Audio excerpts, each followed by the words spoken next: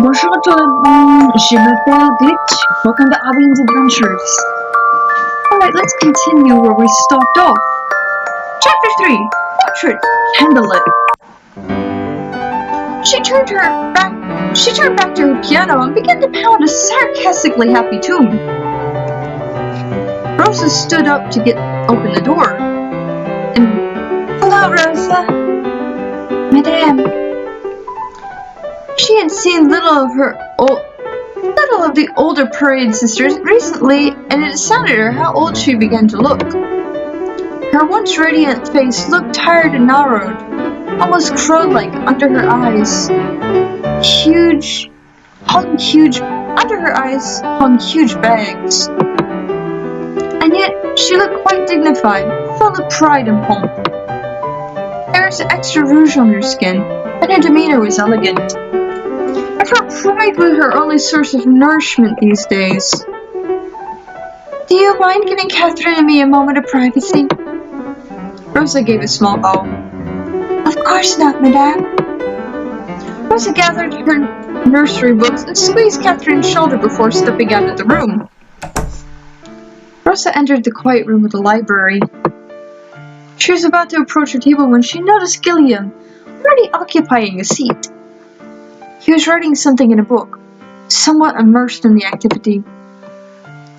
Rosa stopped dead in her tracks.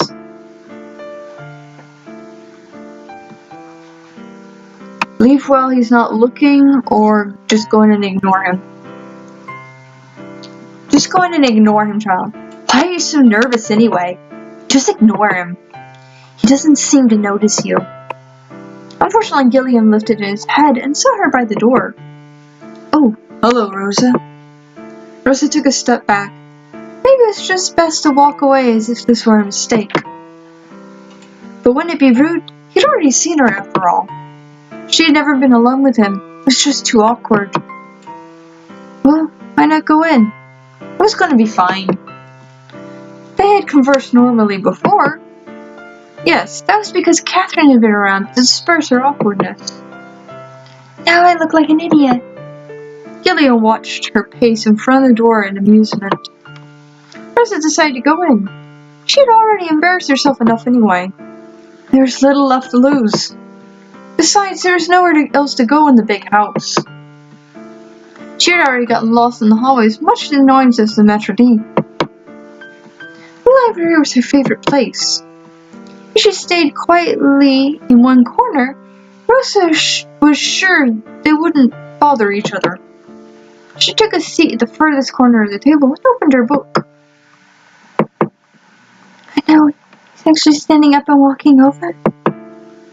No, you horrible man, just sit there while I sit over here. But Gilliam was already beside her, picking at what she was reading. Cold sweat spread on her scalp. Rosa, the book. Rosa began to chatter nervously. I know it's children's books, sire, but I'm teaching myself to read. I know most commoners don't really bother, but I want to learn. You know, it's one funny thing. In France and a lot of pretty much everywhere in the world, or at least most of Europe, even people who were homeless or lower class learned how to read. America is really the only place where lower class people were illiterate. I find that really interesting. Please don't laugh or mock me. Gilliam pointed to the book. It's upside down. Rosa stared at it. The ducks in the picture had their feet in the air. Rosa squirmed, feeling the heat on her cheek. She couldn't think of anything more embarrassing. I can think of things that are way more embarrassing. I'm sorry. Gillian's face lost its cheer. What do you need my forgiveness for? Rosa looked at Gillian. His eyes lacked the gentle glint they usually had. It was such a subtle change. Something felt rather than observed. She thought he would reprimand her further. His face certainly looked like it. Instead, he sat down beside Rosa, drumming his fingers on his cheek while he watched her wordlessly. Well, weren't you going to read? What was wrong with him today? He didn't seem like himself. Had he eating something bad. The aura was not his usual friendly warmth. It wasn't particularly wicked. The look on his face read slightly and eternally miffled. I was miffled. Rosa turned the book upright and read the words out loud.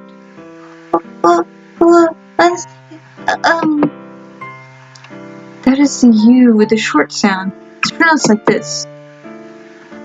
Gillian made the sound, his face still in his lazy stare. Rosa nodded and continued. Her nerves were frazzled, but she was actually at ease in his presence.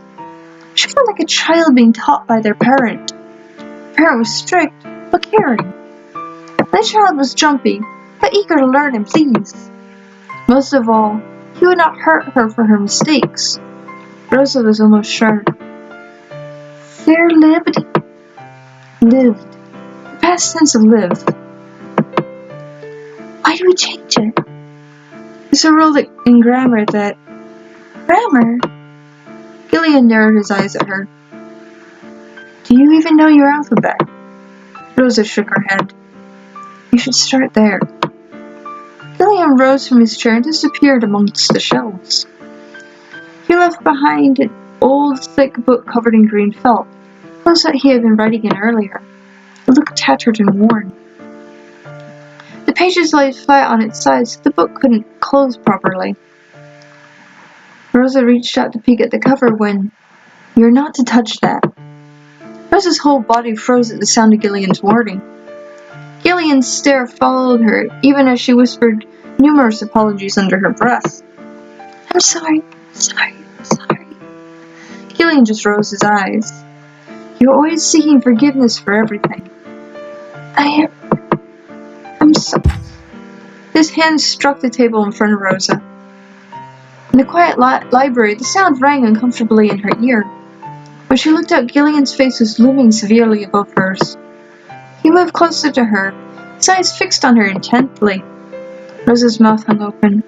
She struggled to say something, but her lips were burning like a matchstick. Before she could compose herself, she felt Gillian's hand lift her chin. Rosa's heart thumped loudly inside her chest. Please don't, not you too. She felt his breath on her face, and her heart sank into despair. She shut her eye and prepared herself for the worst, like she always did when she felt her face being turned from side to side. She opened her eyes to see Gillian studying her face like a textbook. You're a fairly attractive girl. Why do you carry yourself as if a slight? He lifted the hair that hid her damaged eye. Rosa clenched her teeth. It's because you were hurt before? He said it so matter-of-factly, like he was stating the sky was blue. Rosa recoiled from his touch. No! I did that to myself. I wasn't talking about your eye. He placed the book on the table. It was a thin tablet filled with letters. There were lines on the book that instructed the user to trace the letters with their quill. Rosa wanted to focus on it, but she felt she could feel the truth in the Marquis's words singing in her. Was it the way you went limp? It was the way you went limp when I touched you. Next time I advise you fight back. If you don't want to be touched, then you don't have to be. I wish that was true. You understand this. I am weak. Says who? His eyes were humorless. The world cares not for people who think of themselves as victims, Rosa. If you need power, then be powerful. You have it. It is necessary to crush things along the way. Rosa flinched under the weight of his stare. She realized that the polite, courteous Gillian was but a facet. It was still him, but nothing but an oil portrait of an artwork on his... I can't read that word. I'm the one who needs to learn my alphabet, huh? Synthetic, aloof, and irrelevant, you couldn't capture the essence in a few human strokes. I'm about to run out of time, so we are going to save.